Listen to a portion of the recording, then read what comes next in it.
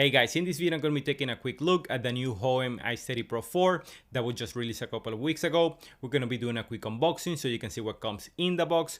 Also, we're going to see how it compares to the previous version, the iSteady Pro 3 that I reviewed before, and you can check it out right here. I'm going to be telling you what are the upgrades on this new gimbal, how it works if you already have a GoPro camera, which already has crazy stabilization, and also if you have one of those cheaper cameras that you can find on Amazon for less than $100, we're going to see how it performs with those as well. Then at the end, I'm going to be telling you the one thing I wish they improve on a future version of this gimbal. Let's check it out.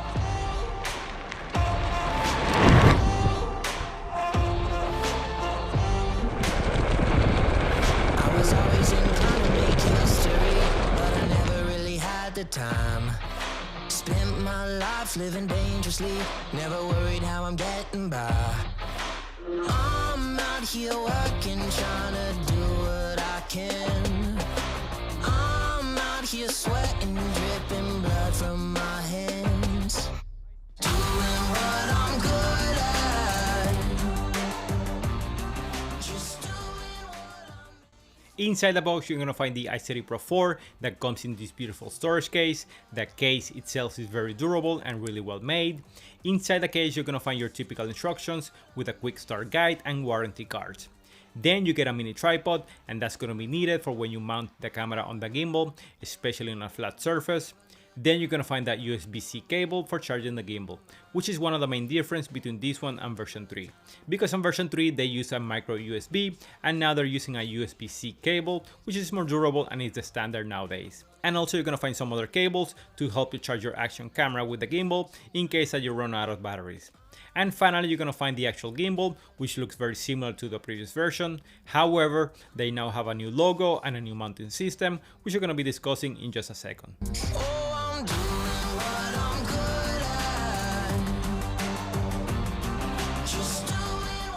When we compare the iSteady Pro 3 versus the iSteady Pro 4, when we look right at the center of the gimbal, they're completely the same, using the same design and button layout.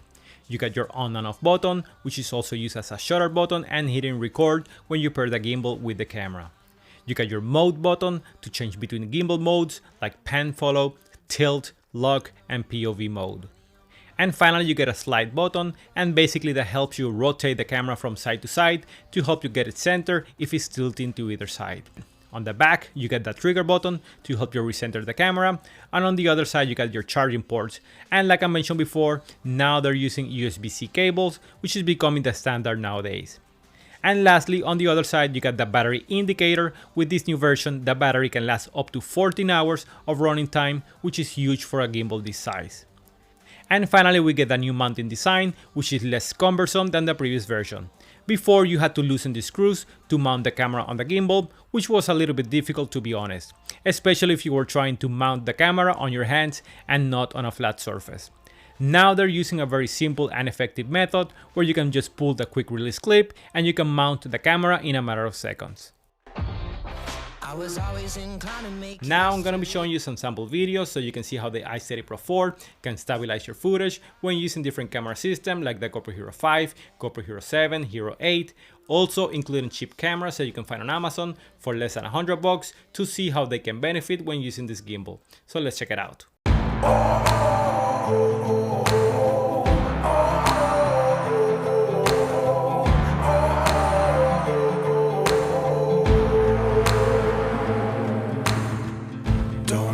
Do what I should. I'd be better if I thought I could. I'm a sucker for adrenaline, every villain is. Everybody trying to change my ways, but I live just to see you break. I'm a sucker for adrenaline, every villain is. You take the high road, I'll take the low. Everyone lies cause everyone knows. Feels good to be, feels good to be, feels good to be a little bit bad. Feels good to be, feels good to be, feels good to be a little bit bad. Oh, a little bit bad. Feels good to be a little bit bad. I'll admit I'm a little little bit wicked. I belong in the grave I'm digging. I live like a villain is. I come alive when I lose control. Everyone lies just to ease their soul. Feels good to be, feels good to be, feels good to be a little bit bad. Feels good to be, feels good to be, feels good to be a little bit bad. A little bit bad.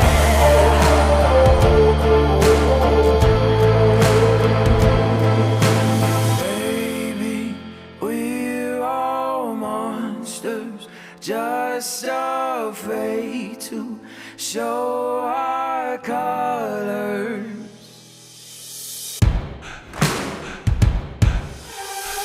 Feels good to be, feels good to be, feels good to be a little bit bad.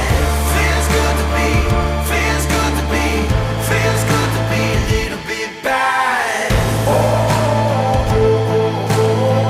A little bit bad. Feels good to be a little bit bad. Alright guys, so that was the stabilization test. Comment down below what you guys think about it and if you think the iSteady Pro 4 can help you smooth out your footage. And like I mentioned at the beginning, if I could improve only one thing on this gimbal, which I thought was going to happen on this new version, but it didn't, is a fact that the lights used to tell you which gimbal mode you're on. It's almost next to impossible to see them when you're using the gimbal in bright light.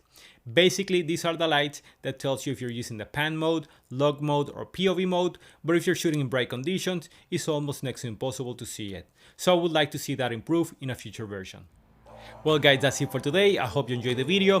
Click the like button if you liked it, and don't forget to subscribe for more camera filmmaking and drone videos. See you in the next one.